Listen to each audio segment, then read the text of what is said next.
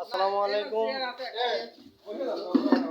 আসলে আমরা দীর্ঘ 17 বছর পরে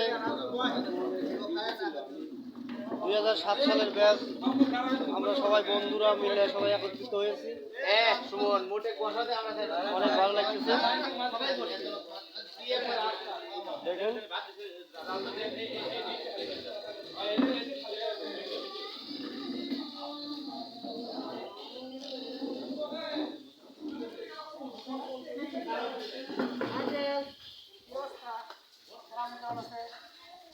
যেটা রিপন বাদ দিতেছে।